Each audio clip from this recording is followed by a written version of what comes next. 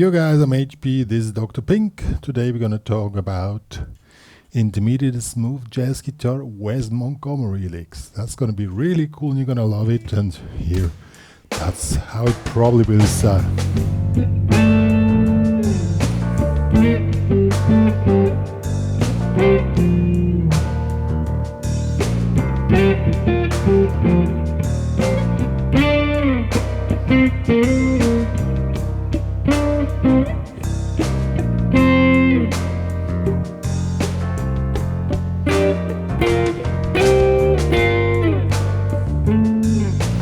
And so on. We're going to really check out the typical Wes Montgomery style or Wes Montgomery licks in a smooth jazz guitar setting, which I heard on a record by Lee Ritenour, which I really loved, and also George Benson is a good example. I can put this cool technique into different settings than just like traditional jazz or So the first thing, of course, before we even get started, is the sound setting. Basically, if you want to do truly Wes Montgomery, which I tried, is then you really have a proper technique, and you do it with downstrokes with your thumb. And this creates this typical sound. Therefore, you have to have really a proper damping technique with your left hand or your hand. If you're a lefty, it's the right hand.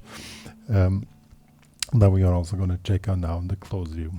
The damping technique is quite simple. Well, we're playing octaves, and we're playing basically on the top two strings. So when you play an octave, I use the pinky as orientation. That's the note where I want to have a lower octave, and it's 3 frets below, and the string between is damped. So here, when the pinky is on the B string, you have the octave down on the D string, and the G string is damped. And now here comes it with you want a true Wes Montgomery. It has to be really properly that this one doesn't sound. Take some practice, but this creates this really iconic sound. And it has to be downstroke even. You can also do upstrokes, but the really typical thing is with downstrokes. And you always slide into the notes. If the thing with the thumb is too tough for you, you do the same technique with the left hand, and then you can already hear the difference. It sounds not the way it should, but it's still cool. I mean, you have to decide on your own what you want to do. For today, I'm gonna try with the thumb. Even I don't use that technique too often with the thumb, but just to give this iconic sound. Now, the second step you need to do when you play stuff like this, practice that you always slide into the note you want to play. So this track is in G minor. So we're playing the G minor scale here like this. So this will maybe take the F here too. Here's the G. So this is the scale we want to play. So see, you always slide in, and let us see also the thumb. And this gives you the typical sound.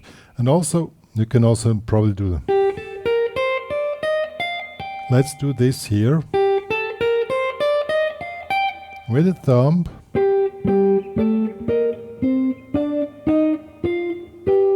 Takes a little bit of practice work that you really do the proper damping technique, but then it starts to work really nicely, and also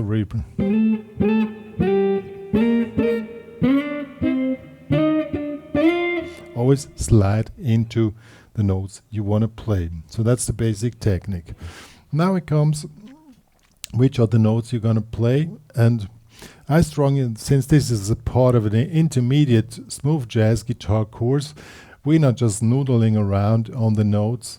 And learning jazz guitar or smooth jazz guitar means basically that you also know what you're playing. So we need to analyze the chord progression now. Let's do that. We started with D and G minor. Then comes E flat major 7. Now comes C minor 7. And we ended up with F sus and F. So that's now the chord progression. Now we want to adapt what we want to play into our soloing. And one method to sound really smooth and jazzy is to highlight the so-called ninth of the chord. So if we have a G minor, or here, the 9 will be the A. So we want to slide in or play around this note. That will be the A. The 9, this is the note just beside the root note of the E flat, will be the F. So we play from the A to the F inside the scale.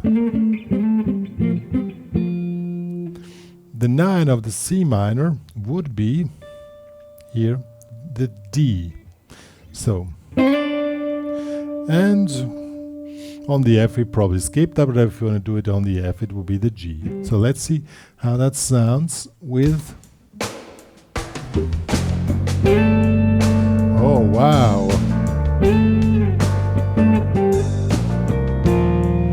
It really opens up the sound. The D on the C.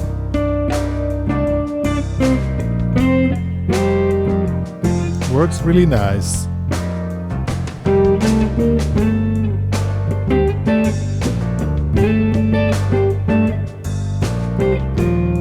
Now we play around these notes.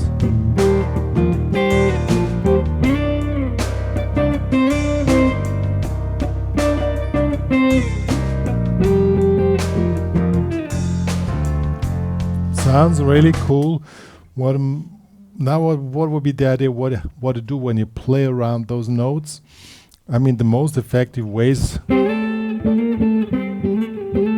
So, like you play something like this. This will be the note. Like something like that. Then we play.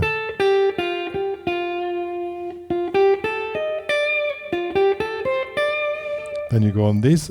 You can first figure out the melody like this, and then you double up with the octaves, and then you're quite good to go. So let's do this once again as an example.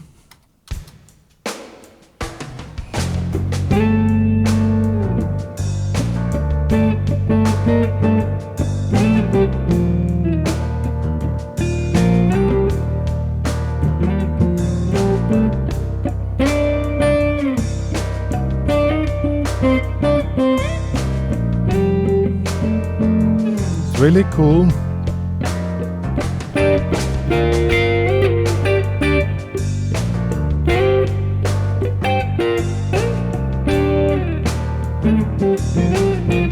So now we go to the next step. Now I call them the Wes Montgomery power chords, and they sound awesome.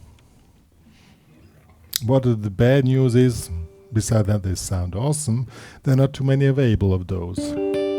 So when we are in G minor, we have this one here, is the center one, because in the middle, now we just, instead of damping the middle note, we play it. This creates a power chord. Well, a very high power chord, but it's a power chord. So this will be the G, because the center is G. The F, then we have the one up here, and the one up here, so we have only 4. So now, how do you do this really cool effect? It's by sliding in and sliding really nicely, that the chord really can develop its full sound and full expression. And you can move the planet just by playing Wes Montgomery power chords.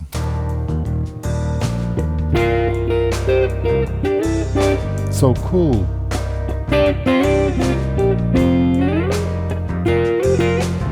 And And in combination with what we just did before,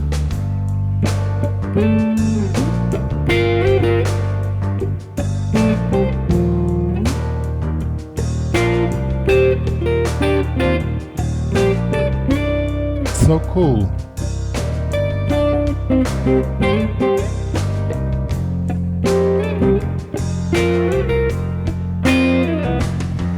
But you need to find the right spot to bring them, something like this here.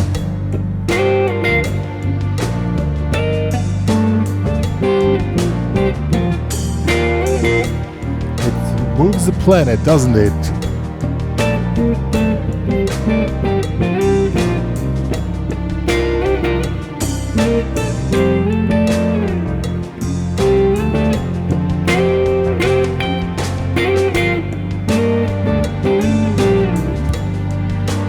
I cannot tell how cool I find this type of playing. It's so cool. And the last step, of course, the very last step, of course, is to put in your personal energy and your personal vibe into your playing. What I do, always play colors.